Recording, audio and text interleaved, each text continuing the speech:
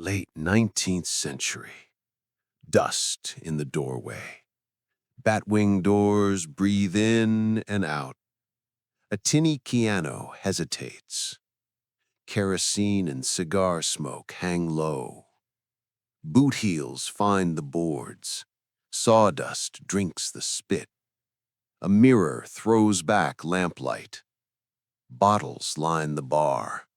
Labels on some, no names on others.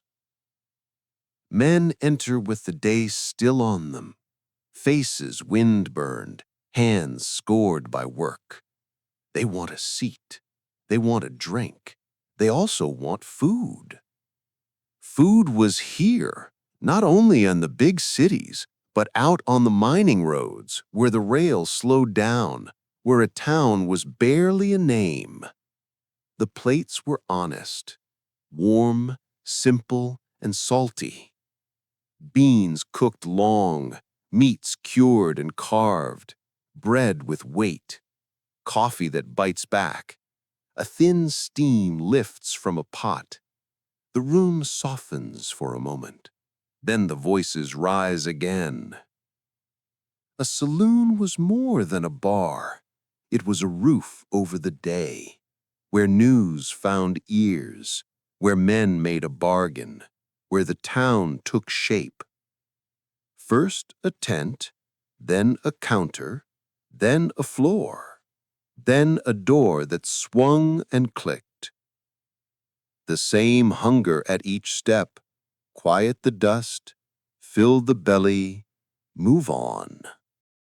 Towns in the West rose around ore, silver, lead, zinc.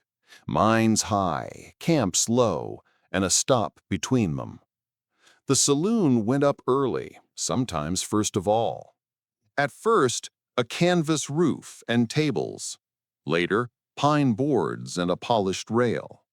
A back bar with a tall mirror, a row of lamps, and a man who knew your name, or didn't. The batwing doors were real. They arrived after new hinges did. They let smoke out, let a draft in, and kept small eyes outside. Behind them, full doors could close. Cold wind or dust storms asked for that. Not every house looked the same. Some had one room only, sawdust underfoot, a piano needing tuning, spittoons against the wall. Others glittered, velvet curtains, crystal lights, silver mirrors, and dancers on a stage at night. But each kept to the main work: drink, food, a place to stand a while.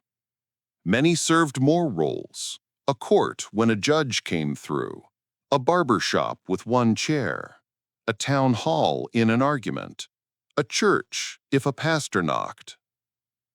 The West needed rooms that could change. Saloons changed. Food came in two paths. A merchant lunch you paid for, 10 or 15 cents. A beer beside a plate, stew or beans, roast beef or mashed potatoes, a hot gravy to tie it together. And the free lunch. You bought one drink, the table opened to you. Bread, meat, pickles, sometimes much more. It was not truly free. Salt drove thirst, thirst drove sales. That was the arithmetic. Competition in cities grew sharp. Tables heavier, dishes richer, houses losing money. Some tried to stop it, but whoever kept the lunch won the crowd. So the practice lived on. The West's open secret: a full plate for a steady pour. Start with the plain tables. Crackers that break clean. Firm cheese with a pale edge. Cold sausages cut on a board. Pickles bled from the brine. Clams and oysters when the rail allowed. Canned oysters when it did not. Salt on the tongue. Beer close at hand. Move to the middle houses. A small stew that did the job. Baked beans with bits of salt pork.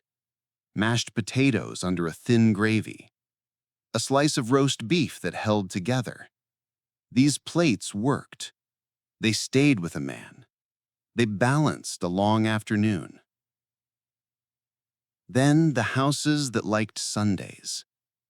Polished service, a printed bill of fare, giblet soup to start, salmon or a leg of lamb with oysters, cold cuts on a platter, boiled meats, roasts like suckling pig or pork with applesauce, a cream fricassee of chicken, even rabbit with a French name, desserts honest and heavy, custards, fruit pies, plum pudding. French cooking had crossed the country. It reached further than you'd think. The kitchen often spoke with an accent. A Chinese house set out chow mein and chop suey. A German house brought bratwurst and sauerkraut. A Mexican house served pozole and tamales. The map lived on the plate. Ownership decided the menu. The rail decided what was possible. Oysters held a special place. Cowboys ate them. Miners did too. You do not see that in the movies, but you would have seen it here. Fresh when the ice and schedule cooperated. Canned when distance said no. There were also deliberate tricks of thirst. Pretzels on a tin. Cheese cut into easy bites. Sausage ends, salt pickles, sharp radishes. And the sardelle, a small silver-bright fish packed in brine, set whole on rye. One bite asked for beer. Another bite demanded it. The fish did its quiet work. The bar did the rest. One plate should be named plainly. Baked beans with salt pork. No ceremony, little cost. It waited on the lunch table.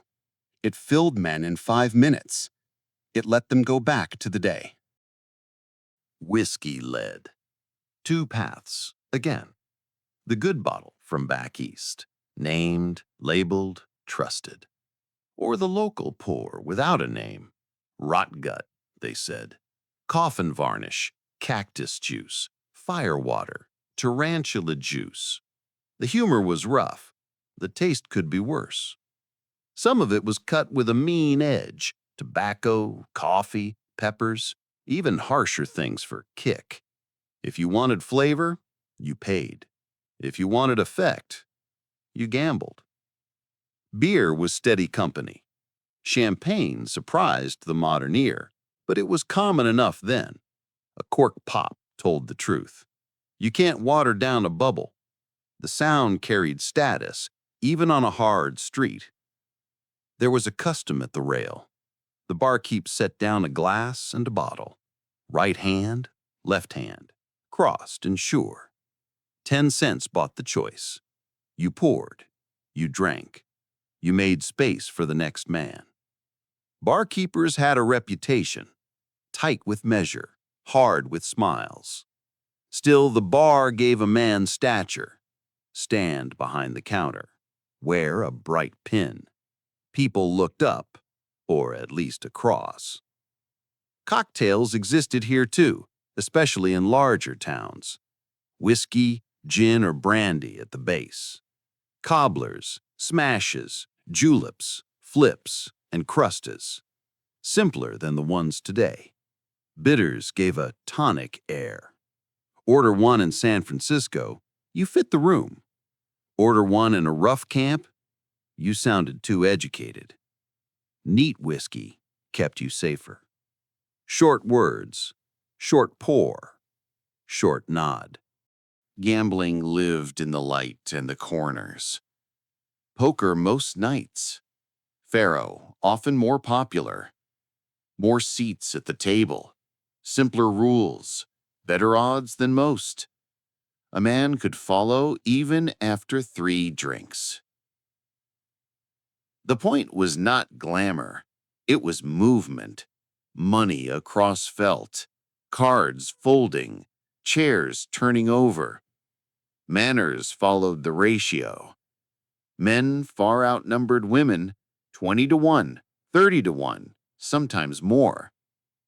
A traveler watched a dinner once. He took notes. The speed shocked him. Plates mixed without order. Huckleberries beside bacon. Apple pie beside pickled mackerel. Peas near mutton. Gherkins near oysters. Radishes, tomatoes, custard, poached eggs, all within 5 minutes. Then a handful of toothpicks. Then a slow lean at the door. Time seemed endless again.